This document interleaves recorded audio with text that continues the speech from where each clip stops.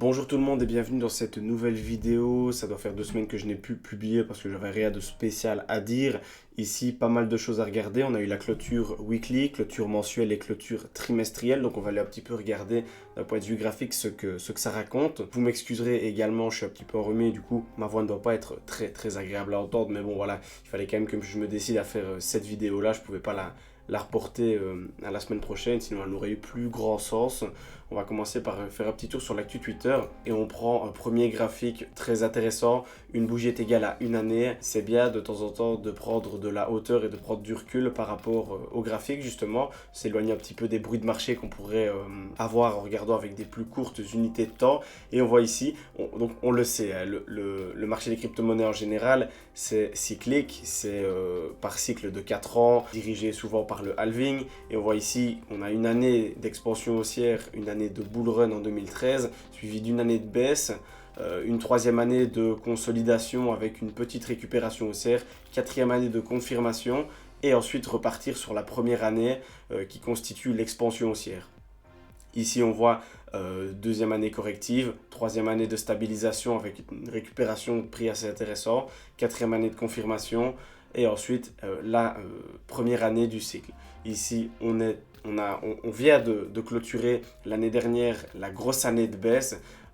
Et ici, on est dans la troisième année, l'année potentiellement de confirmation ou du moins de stabilisation avant peut-être de connaître une quatrième année de confirmation avant justement le prochain halving. Parce que comme vous le savez, l'halving c'est l'année prochaine. Ici, on a encore 9 mois avant de clôturer cette troisième année. On a le temps de voir venir. Il peut se passer énormément de choses. On peut très bien remonter vers les 50 000 puis recorriger vers les 20 000. Mais ce qui est intéressant de regarder, c'est que généralement dans le passé, on ne s'est pas trompé. Le graphique ne s'est pas trompé, bien que les résultats passés ne garantissent pas les résultats futurs. J'en parlais sur mon canal Telegram, on est potentiellement aux portes d'une alt season qu'il ne faudra certainement pas négliger. Si vous suivez un petit peu le marché, le Bitcoin a pris énormément de parts de marché ces dernières semaines.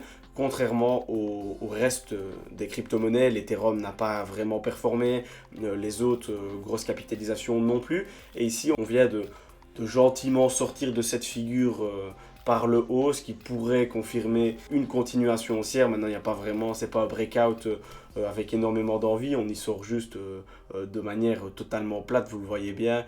Une bougie ici est égale à une semaine et vous voyez quand même que globalement, on ne bouge absolument pas. Ça fait 3 semaines qu'on stagne énormément. Mais si le total market cap en dehors du Bitcoin décide de péter, il y a beaucoup d'upside à venir. On pourrait vraiment observer une belle hausse sur les alts en général. Donc, si vous ne l'aviez pas compris, ici, c'est le graphique de l'ensemble des crypto-monnaies en dehors du Bitcoin et combiné justement au graphique de la Bitcoin dominance. On arrive aussi sur des sommets, sur le haut d'un range plutôt ici, une grosse zone de résistance. Donc si jamais on est rejeté par cette résistance, ça veut dire que le Bitcoin perdrait de sa dominance, pas de sa valeur mais de sa dominance. Ici on est à 47,75%, ça veut dire que le Bitcoin représente 47,77% du marché global. Si jamais on recule vers les 43-44%, ça pourrait laisser un petit peu de place aux altcoins. Et vous le savez, pour des petits projets, des petites alts, il suffit de très peu parfois pour faire de très belles performances et ça pourrait être très bénéfique pour le marché parce que je pense que l'ensemble des alts en général ont pas mal de retard à rattraper. Et ici voilà des graphiques que j'aime bien quand même souligner, des similitudes par rapport au précédent run. Alors encore une fois, les résultats passés ne garantissent pas les résultats futurs, vous connaissez, mais ici on a eu un gros breakout après la purge, une consolidation. On pourrait penser qu'on est dans le même type de consolidation avant une continuation haussière. L'avenir nous le dira. Faut pas prendre ça pour de l'argent comptant évidemment, mais c'est juste voilà, sympa d'observer un petit peu les similitudes qu'il peut y avoir et potentiellement peut-être se représenter un petit peu ce qui pourrait se passer. Le Bitcoin utilise 50 fois moins d'énergie que le système bancaire. Alors vous le savez ou peut-être pas, mais du coup je vais vous le dire. Le précédent bull run a vraiment été assez compliqué pour le Bitcoin parce qu'il se faisait énormément taper sur les doigts parce qu'il était soi-disant énergivore et donc du coup c'est vrai que c'était pas super intéressant. Si vous avez un petit peu suivi l'actu, Elon Musk a autorisé l'achat de Tesla en Bitcoin, ce qui était génial, ce qui a vraiment mené le Bitcoin à son premier ATH aux 64 000 $. pour après se rétracter parce que justement lui aussi se faisait taper sur les doigts. Le fait d'accepter le Bitcoin comme paiement alors qu'il était super énergivore, qu'il était vraiment pas bon pour l'écologie, etc. C'était un peu compliqué. Et ici on voit que finalement le Bitcoin n'est peut-être pas si énergivore que ça. Alors évidemment en termes de taille, le Bitcoin n'est absolument pas comparable au système bancaire traditionnel, mais on voit que l'idée peut-être d'arriver à un Bitcoin qui remplacerait petit à petit le système bancaire, c'est pas totalement déconnant. Et avec ce qui se passe justement maintenant, avec les dernières semaines, les crises bancaires qu'on observe, moi je pense qu'on est sur la bonne voie et que c'est plutôt rassurant justement pour les cryptos. Encore une fois, un graphique très intéressant qui nous montre les différents cycles de Bitcoin avec les tops, les bottoms, les tops, les bottoms et à chaque fois le cycle, l'expansion du bull run. Alors ici, voilà, après avoir justement cassé les 25 000 $, on pourrait potentiellement être déjà rentré dans le cycle 4. On a break la trendline baissière ici, comme on l'avait fait ici dans le passé à chaque fois. Et donc c'est ce qui pourrait nous faire penser que le cycle 4 est déjà entamé. Alors vous voyez aussi, et ça c'est intéressant de le noter, que c'est à chaque fois de moins en moins vertical, évidemment, parce que le marché se capitalise, donc ça devient de plus en plus compliqué de provoquer de gros mouvements de marché, de gros multiplicateurs, du moins sur des grosses capitalisations comme le Bitcoin, Ethereum, etc. Mais le cycle 4 pourrait très bien nous emmener aux 110, 115, 120 000 $. Ça ferait un petit x2 par rapport à l'ancien top, mais ça proposerait d'énormes performances et déjà cap, seuil clé pour le Bitcoin, le fameux cap des 100 000 $. On s'éloigne un petit peu des crypto-monnaies pour regarder que les BRICS ont officiellement dépassé le G7 en part du PIB mondial. Alors qu'est-ce que les BRICS? Alors les BRICS c'est un ensemble de pays composés du Brésil, de la Russie, de l'Inde, de la Chine et de l'Afrique du Sud. Et ils représentent désormais 31,5% du PIB mondial et vont continuer à croître. Le Mexique vient officiellement de demander à rejoindre l'Alliance. Alors c'est un petit peu les pays émergents, c'est les pays qui ont un petit peu galéré. On le sait bien, la Chine est en pleine expansion depuis déjà quelques années. Mais bon, le Brésil, l'Inde, l'Afrique du Sud, c'est vraiment des pays qu'on n'attendait absolument pas au tournant d'un point de vue économique et qui sont vraiment ici en train de s'allier pour peut-être pour faire tomber entre guillemets les États-Unis. J'ai vu un article il y a quelques jours qui disait que chaque siècle a été dominé par un pays. Je crois que le 18e siècle, c'était par la France, le 19e siècle par l'Angleterre, le 20e siècle par les États-Unis. On sort du 20e siècle et ici, on est en train de connaître la transition au 21e siècle et la main, justement, pourrait passer à la Chine. Beaucoup de données le prouvent que la Chine est en train de gagner énormément de parts de marché et pourrait être leader du 21e siècle en termes d'évolution technologique. Ils rattrapent beaucoup de retard et prennent parfois beaucoup d'avance sur certains domaines. Donc voilà, ce sera aussi un phénomène très intéressant à observer dans les prochaines années. Et ici, très très très très sympa. J'ai adoré cette image et c'est pour ça que je l'ai repartagée. On voit ici que Satoshi Nakamoto, le fameux créateur du Bitcoin, est-ce que c'est une personne, est-ce que c'est un groupe de personnes qui offre le Bitcoin au monde comme la pièce manquante du puzzle, en fait, ce qui manquait réellement au peuple, aux citoyens pour vraiment disposer de son argent quand on le veut. Moi je trouve que c'était une image très très intéressante et très marquante. Ici lui, ces cases manquantes, on peut les interpréter par le fait qu'il a dû sacrifier pas mal de choses pour mettre le Bitcoin au point, notamment le fait de rester anonyme. Alors c'est peut-être pas un choix, peut-être qu'il est tout simplement décédé et qu'il ne saurait plus sortir du silence, mais voilà, on peut imaginer qu'il a dû sacrifier énormément de choses pour mettre au point le Bitcoin. Il, elle ou il au pluriel, on ne sait pas. Et j'ai vraiment adoré ça. Point de vue graphique maintenant, on va regarder un petit peu ce qui s'est passé. Alors clôture weekly dans un premier temps, on voit qu'au final, d'un point de vue weekly, il se passe rien d'incroyable. On est un petit peu en train de stagner, de ranger ici autour des 28 000 $ depuis 2-3 semaines. C'est pas négatif, c'est pas ultra positif, vu qu'on a eu un gros breakout avec du volume, on aurait peut-être espéré une continuation directe, peut-être. Mais dans tous les cas, voilà, on n'a pas de grosses corrections. On a un petit peu corrigé. On a corrigé autour des 26 500. Moi, j'aurais bien aimé quand même un retour ici. Un retour aux 25 000 $, ça aurait été vraiment sympa pour vraiment appuyer le pullback, confirmer cette zone comme support et repartir. Mais bon, voilà, c'est pas non plus dramatique. D'un point de vue monthly, une bougie est égale à 1 mois. Alors, vous voyez qu'en monthly, il fallait qu'on clôture encore 2 bougies au-dessus des 23 300 et en mèche au-dessus des fameux 25 200. On les a explosés.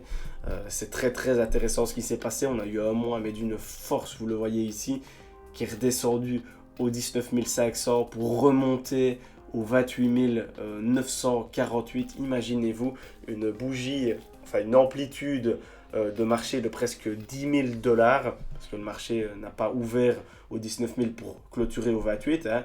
Il a ouvert ici, mais voilà, il a été joué entre les 19 500 et les 28 900. Je trouve que c'est super intéressant de remarquer ça. La volatilité qu'on peut avoir sur le marché des cryptos, encore une fois, ça prouve bien qu'il faut faire super attention. Et si vous n'êtes pas sûr de ce que vous faites, ben ne le faites pas tout simplement parce que ça peut vous coûter beaucoup d'argent. D'un point de vue trimestriel, ce graphique-là, je l'aime vraiment beaucoup parce qu'on peut voir qu'il a avalé vraiment les 6 derniers mois en une bouchée. Il n'en a fait qu'une bouchée. Il n'y a même pas de mèche en dessous.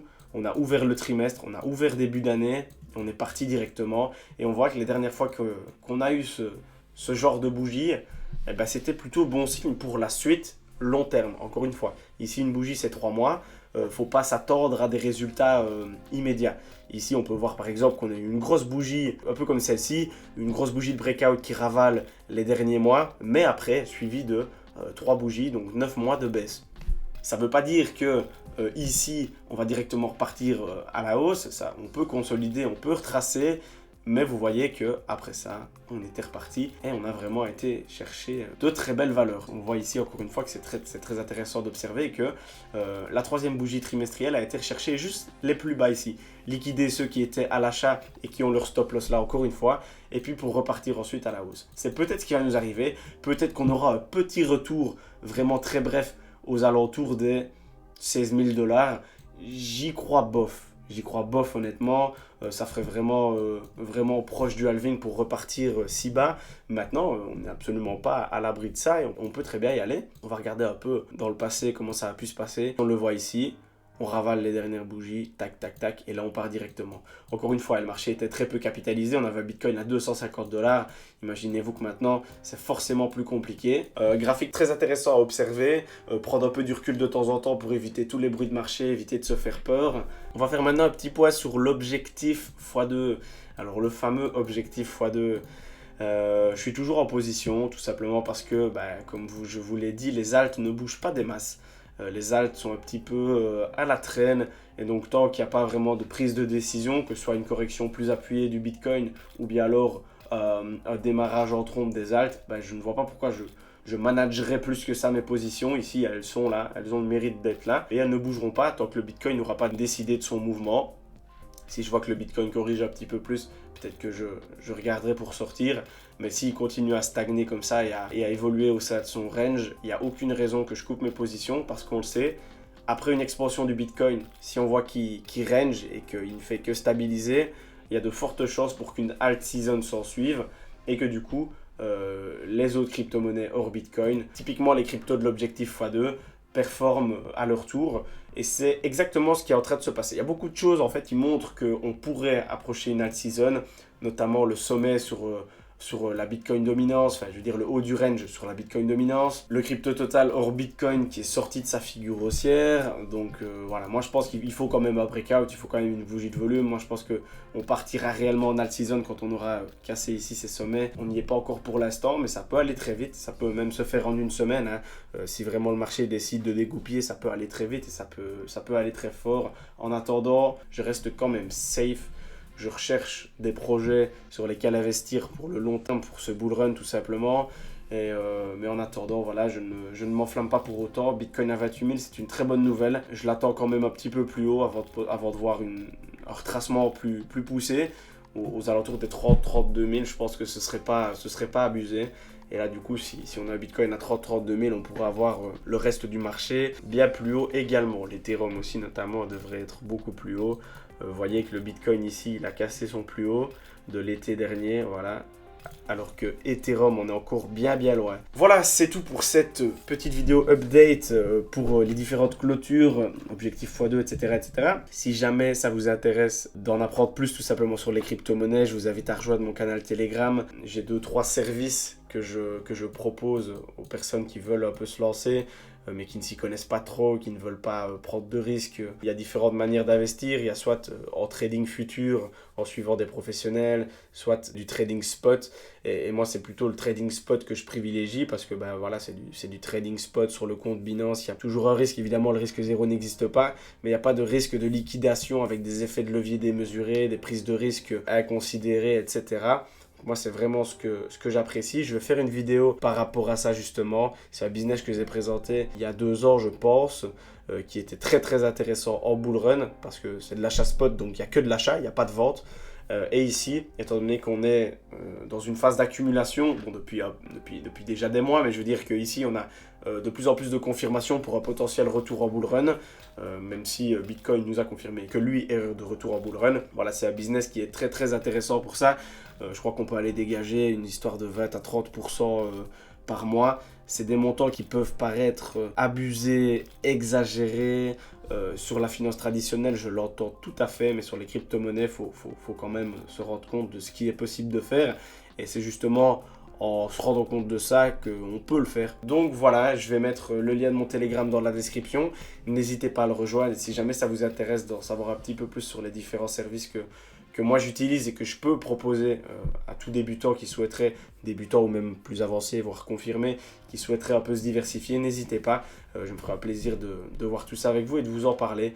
En attendant, moi je vous souhaite une bonne fin de journée, soirée en fonction de quand vous regardez cette vidéo. Je vous remercie pour votre écoute et je vous dis à bientôt pour une prochaine vidéo.